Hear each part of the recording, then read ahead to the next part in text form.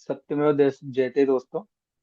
आज हम फिर से ईशान राहुल जी के साथ जुड़े हुए हैं। इलाहाबाद हाई कोर्ट के मैं प्रैक्टिस करता हूं और ईशान जी लखनऊ हाई कोर्ट में प्रैक्टिस करते हैं। इससे पहले हम लोग शुरू करें एक विनम्र श्रद्धांजलि हम दोनों की तरफ से दिल्ली हादसे में जो कुछ भी हुआ है और जिन लोग जो लोग भी हताहत हुए उनके परिवार वालों को ईश्वर उन्हें यह दुखद बर्दाश्त करने की क्षमता दे। इस प्रार्थना के साथ हम लोग आगे बढ़ते हैं। पहले मैं जरा सा हाई कोर्ट की कुछ चीजें हैं जो अपडेट हैं, महत्वपूर्ण फैसला है इलाहाबाद हाई कोर्ट का। जस्टिस समीर राजीव गुप्ता और समित गोपाल की बेंच ने दिया है। ये फैसला इस बात पे था कि जैसे कोई आदमी जब अरेस्ट होता है, जेल जाता है, तो ये माना नहीं जाता कि फर्स्ट टाइम अगर कोई क्रिमिनल ऑफेंस कर रहा है तो उसको सुधरने का मौका भी दिया जाना चाहिए, और कोर्टें इस बात का ध्यान भी रखती है।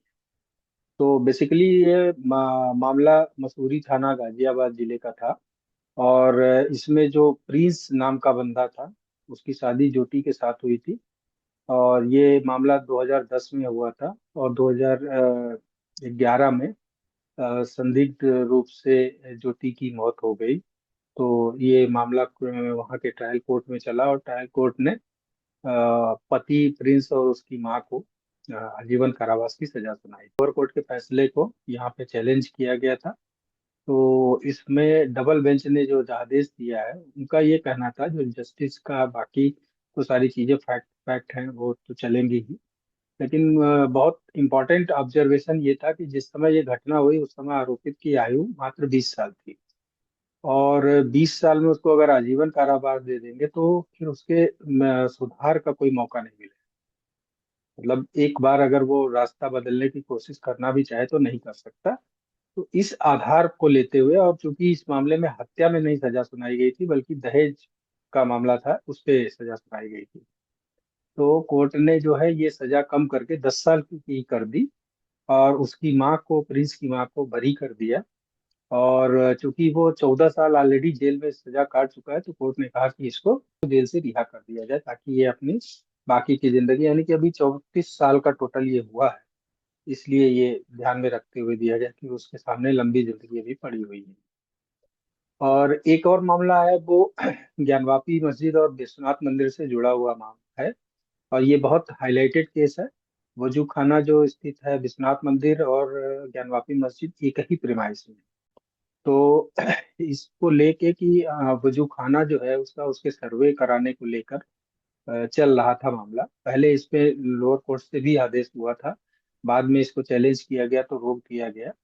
और ये मामला जो राखी सिंह है वो लेके आई थी हाई कोर्ट में। तो इस मामले की आज सुनवाई थी, और ये सुनवाई आज पूरी हो गई। आज यानी कि सोमवार है, और 10 तारीख है नवंबर महीने की। 8 तारीख की इसमें डेट लगी है, 8 दिसंबर की। और उम्मीद की जा रही है कि उस दिन फाइनल डिसीजन आ जाएगा। जो जजमेंट है हमारा वो सुप्रीम कोर्ट से है। ऑनरेबल सुप्रीम कोर्ट का जजमेंट है। इस जजमेंट का टाइटल है Vikram Bhalchandra Kongade versus the state of Maharashtra and others. Hmm. Supreme court की bench justice P S Narasimha and justice A S Chandurkar ji ने जो है इसको इस डिसीजन को दिया है। देखिए, इसमें कहा यह गया है कि कोई भी डिक्री अगर वो हम्म। नलिटी है, ठीक है, कोई भी हम्म। डिक्री में अगर ऐसा कोई प्रोसीजरल फॉल्ट पाया जाता है जिससे वो डिक्री नल हो जा रही है, नल की हम्म। स्थिति में आ रही है, तो ऐसी हम्म। डिक्री किसी भी स्टेज में, चाहे वो प्रोसीडिंग की ट्रायल स्टेज हो या फिर वो जजमेंट के बाद एग्जीक्यूशन के स्टेज हो, किसी भी हम्म। स्टेज पर अगर ये पाया जाता है कि वो डिक्री तो नल है, तो वो उस प्रोसीडिंग को एंड वहीं पे खत्म कर दिया जाएगा। तो इसमें ऐसा हम्म। नहीं है कि मतलब कोर्ट जो है जजमेंट सुना दी हो ऑलरेडी, और उसके बाद अगर आपको ये पता चल रहा हो, ये फाइंडिंग आ रही हो, और तो फिर आप कोर्ट में ये बात उठा नहीं सकते या नहीं कह सकते, ऐसा नहीं है। कोर्ट ने इस डिसीजन में यही कहा है कि एग्जीक्यूशन के स्टेज पर भी अगर ये बात पाई जाती है कि डिक्री जो है नल है, तो उसको वहां पर भी जो है एग्जीक्यूट करने से रोका ही न सिर्फ रोका जाएगा, बल्कि वो जजमेंट भी अपने आप में जो है वो नल ही रहेगा। तो इस केस में हुआ क्या था कि जो फर्स्ट मतलब ये स्टेट ऑफ महाराष्ट्र का केस है, तो बॉम्बे हाई कोर्ट में हुआ यह था कि जो फर्स्ट अपील की कोर्ट थी, उसमें उसने जो है ट्रायल कोर्ट के इस डिसीजन को, कि ट्रायल कोर्ट में हियरिंग से पहले ही दोनों अपीलेंट की डेथ हो जाती है। तो हमने ये हम्म। कल भी बात की थी, कल या परसों में, कि अगर हियरिंग के पहले जो है डेथ हो रही है, तो ऐसे में वो जजमेंट अगर प्रोनाउंस किया जा रहा है तो जजमेंट जो है वो नल रहेगा। उसमें भी यही हुआ है इस केस में भी कि हियरिंग के पहले ही जो है अपीलेंट की डेथ हो जा रही है, दोनों अपीलेंट की। उसके बाद भी कोर्ट न सिर्फ हियरिंग कर रही है पूरी, बल्कि आगे चल के जजमेंट भी दे रही है।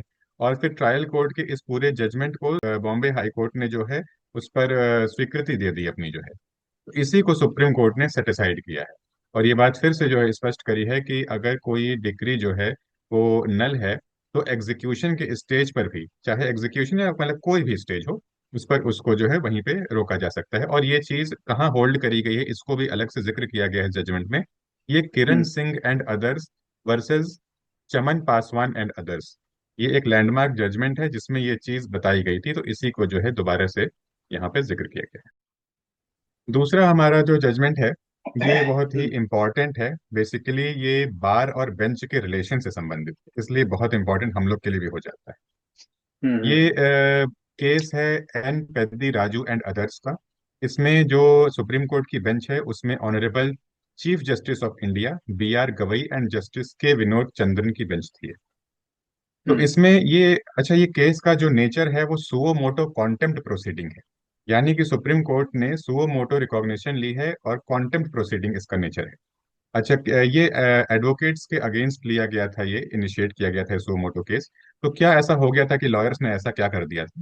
तो बेसिकली हुआ क्या था कि तेलंगाना हाई कोर्ट की एक सिटिंग जज हैं मौसमी भट्टाचार्य जी, हम्म। इनके अगेंस्ट जो है कुछ एडवोकेट्स ने काफी स्कैंडलस टाइप ऑफ रिमार्क्स के साथ एक पिटिशन दायर की है, ट्रांसफर पिटिशन, इनके ट्रांसफर के लिए। तो इस चीज का बहुत ही स्ट्रिक्ट रिकॉग्निशन लेते हुए सुप्रीम कोर्ट ने ये ऑब्जर्व किया है कि मतलब न सिर्फ ये पर्टिकुलर केस, बल्कि उनका कहना है कि हालिया दिनों में इस तरह की मतलब कई सारी पिटिशन सामने आ रही हैं जिसमें ये देखा जा रहा है कि अगर कोई जजमेंट आपके फेवर में नहीं आ रहा है, तो एडवोकेट्स का एक मतलब रिवाज सा शुरू हो गया है कि वो फिर उस जज के खिलाफ जो है काफी स्कैंडलस टाइप ऑफ रिमार्क्स करते हैं और उसके ट्रांसफर की या उसके अगेंस्ट पिटिशन लाते हैं। तो ये किसी भी तरीके से मतलब जो एक हेल्दी जुडिशियल सिस्टम है हमारी कंट्री का, उसको प्रमोट करने में, सस्टेन करने में हेल्पफुल नहीं है। और ये बहुत ही गलत तरह का एक रिवाज शुरू हो रहा है। तो इसको यहीं पर रोकने के लिए जो है ये एक बहुत ही स्ट्रिक्ट मतलब काम किया था सुप्रीम कोर्ट ने कि सुओ मोटो जो है कॉन्टेम्प्ट प्रोसीडिंग ले ली थी।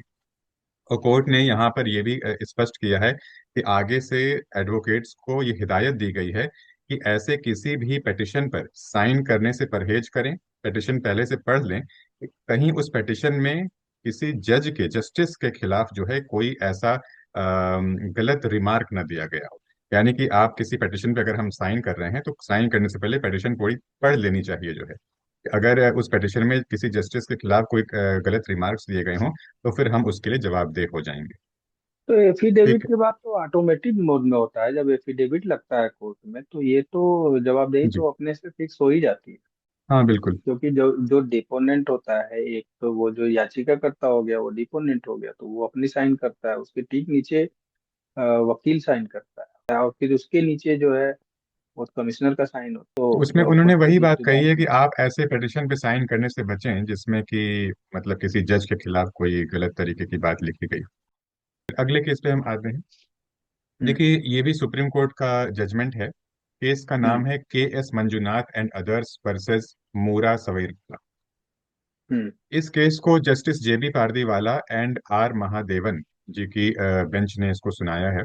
इस केस में कहा हम्म। गया है कि अगर कोई कॉन्ट्रैक्ट वो यूनिलैटरल तरीके से, मतलब कोई एग्रीमेंट अगर यूनिलैटरल तरीके से ब्रीच किया जा रहा है, ठीक है, यानी कि किसी कॉन्ट्रैक्ट में ऐसे मतलब टर्म्स नहीं दिए हैं किसी एग्रीमेंट में, कि कोई एग्रीमेंट हो रहा है उसमें ऐसे टर्म्स नहीं दिए हैं जिसमें कि आप यूनिलैटरल तरीके से उसको ब्रीच कर सकते हैं, उसके बावजूद कोई पार्टी क्या कर रही है कि उसको एक तरफा तरीके से, बिना सामने वाले पक्ष से राय मशवरा लिए, अपने ही एवज पे उसको ब्रीच कर दे रही है, उसको टर्मिनेट कर दे रही है। तो ऐसे में कहा यह जा रहा है कि जो बर्डन रहेगा कोर्ट में कि इस बात को प्रूव करने का कि कि ये पावर जो है उस पार्टी के पास थी कि वो यूनिलेटरल तरीके से उस एग्रीमेंट को ब्रीच कर सकता है, ये ब्रीच करने हम्म। वाली पार्टी के ऊपर रहेगा। यानी कि कोर्ट में किसको आना पड़ेगा? वो पार्टी आएगी, उस पर बर्डन रहेगा जो ब्रीच कर रही है यूनिलेटरल तरीके से, क्योंकि वो आए कोर्ट में और वो साबित करे कि उसके पास ये अधिकार, ये पावर कहाँ से आ रहा है, कि वो इस एग्रीमेंट को एक पक्षीय तरीके से जो है टर्मिनेट कर रही है, बजाय इसके कि जो है जो एग्रीव्ड पार्टी है, ठीक है, जो जिस पार्टी को जो है मतलब ऑलरेडी नुकसान हुआ है उस एग्रीमेंट के जो है टर्मिनेट होने से, उसको उस पर ये दायित्व नहीं रहेगा, बल्कि उसको ये अधिकार है कि वो मतलब बिना कोर्ट आए और बिना उस यूनिलेटरल तरीके से जो ब्रीच हुआ है एग्रीमेंट उसके खिलाफ जो है मतलब वो क्लेम किए बगैर जो है सीधे जो है वो स्पेसिफिक परफॉर्मेंस ऑफ मतलब स्पेसिफिक परफॉर्मेंस सीख कर सकता है। इस पर स्पेसिफिक परफॉर्मेंस क्या होता है कि जब कोई एग्रीमेंट होता है, ठीक है, उसमें जो है एक पार्टी मतलब अपनी पक्ष की जो उसकी जो दायित्व है उसको नहीं निभा रहा है, ठीक है, तो दूसरा पक्ष जो है वो कोर्ट जा करके वो वहां कह सकता है कि जो अपोजिट पार्टी है उस पर उसको ये आदेश दिया जाए, उसको ये ऑर्डर दिया जाए कि वो अपने एंड की जो चीजें हैं वो पूरी फुलफिल करे जो है इस एग्रीमेंट के तहत। तो ये डायरेक्टली जो है वो एग्रीड पार्टी आकर के कोर्ट में कह सकती है, उसको पहले किसी तरह का कोई डिक्लेरेशन कोर्ट से ले इसकी जरूरत नहीं है, बल्कि इसका बर्डन किसके ऊपर रहेगा, ये ब्रीच करने वाली पार्टी के जो ऊपर ब्रीच रहेगा। करने वाला, हाँ। हाँ, ये अच्छा डिसीजन है, तो ये मतलब जो है, बहुत बहुत ही इम्पोर्टेंट हाँ डिसीजन है। बिल्कुल, हाँ बिल्कुल, क्योंकि अभी तक इससे हो क्या रहा था कि जो पार्टी जैसे ऑलरेडी जो नुकसान में जा रही है कोई एग्रीमेंट तोड़ दे रहा है, तो वैसे मान लीजिए कि हमारे आपके बीच में कोई एग्रीमेंट हो, मैं उसको तोड़ दूं, तो आप मतलब आपको न सिर्फ ये एग्रीमेंट टूटने से नुकसान हो रहा है, बल्कि अब आप पहले कोर्ट जा करके मेरे खिलाफ वाद ला करके फिर एक मतलब वो हाँ, मेरे अगेंस्ट जो है आपको वो मिलेगा, डिक्लेरेशन मिलेगी कि हाँ आपकी बात सही है, उसके बाद जा करके आप जो स्पेसिफिक परफॉर्मेंस का जो है सूट लाते हैं। तो ये एक लंबी प्रक्रिया है, आपका नुकसान ही नुकसान है इसमें, तो इसमें अब कोर्ट काफी ने कहा है कि नुकसान है, नहीं, हाँ। हाँ, आप सीधे अपना क्लेम मांगेंगे स्पेसिफिक परफॉर्मेंस का, और मुझे जाके कोर्ट में ये बात बतानी पड़ेगी कि आखिर मैं जो अपने एक पक्षी तरीके से इस एग्रीमेंट को तोड़ रहा हूँ, तो ये अधिकार मुझे कहाँ से मिल रहा है। जो हमारा अगला जजमेंट है वो है ये भी सुप्रीम कोर्ट का है, बेंच हमारी जो है justice Vikram Nath and Prasanna B Varale ji की है, और केस का टाइटल है Rohan Vijay Nahar versus state of Maharashtra. देखिए, इसमें हुआ क्या है कि बॉम्बे हाई कोर्ट ने एक सुप्रीम कोर्ट के द्वारा दिए गए इस्टेब्लिश्ड मतलब लीगल प्रेसिडेंट, ठीक है, जो hmm. Godrej and Boyce manufacturing company limited versus state of Maharashtra के केस में सुप्रीम कोर्ट ने एक लॉ होल्ड किया है, ठीक है, वो लीगल हम्म। प्रेसिडेंट है, वो बहुत इंपॉर्टेंट लैंडमार्क केस है। तो कायदे से हम्म। होता क्या है ये, अच्छा, ये जो केस है ना, ये वैसे तो ठीक है, ये बॉम्बे हाई कोर्ट के मैटर पे चल रहा है, लेकिन इसमें जो चीजें बताई गई हैं वो ऑल ओवर पूरे जुडिशियल सिस्टम पर लागू होती हैं, इसलिए इसका जो रेलेवेंस है वो बहुत ज्यादा बढ़ जाता है। इसमें हुआ क्या कि इवन दो ये मतलब इसमें जो लॉ होल्ड किया गया है वो बाइंडिंग था, ठीक है, हाई कोर्ट के ऊपर, लेकिन हाई कोर्ट ने एक मैटर की सुनवाई करते समय इस लॉ की बाइंडिंग नेचर को इग्नोर किया और अपना जजमेंट सेपरेटली जो है इंडिपेंडेंटली प्रोनाउंस किया है।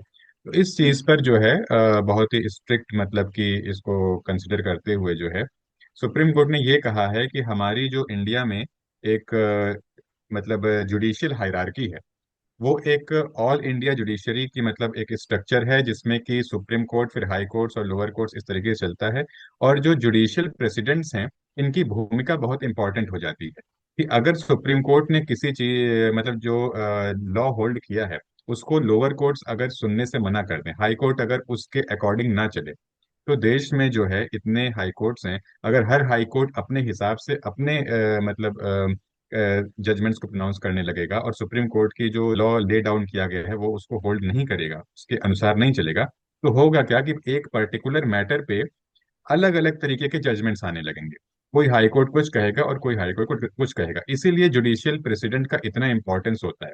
इसीलिए हम लोग भी जब रिट वगैरह जैसे लिखते हैं उसमें हर जगह जो है लैंडमार्क केसेस की बात आती है, वो इसीलिए क्योंकि उसकी रेलिवेंस यही होती है। अब हाँ, अगर हाँ, हर हाई कोर्ट के ठीक है, तो उसमें यही बताया गया है कि इसको स्ट्रिक्टली बहुत कहा गया है कि ऑब्जर्व करिए सारे हाई कोर्ट्स को, कि जो सुप्रीम कोर्ट के द्वारा जो है जुडिशियल प्रेसिडेंट्स बनाए जा रहे हैं आप उनके ही स्कोप में रहते हुए अपने जजमेंट्स को देंगे। तो ये भी एक बहुत अच्छा जजमेंट था, Rohan Vijay Nahar versus state of Maharashtra. आज जी। इतने जजमेंट्स थे हमारे पास। So thank you so much. कल फिर मिलेंगे कुछ नए फैसलों के साथ, जो आपकी जानकारी को थोड़ा और बढ़ाएगा, खासतौर से उन लोगों की जो अभी ला की पढ़ाई कर रहे हैं या नए नए प्रैक्टिशनर बने।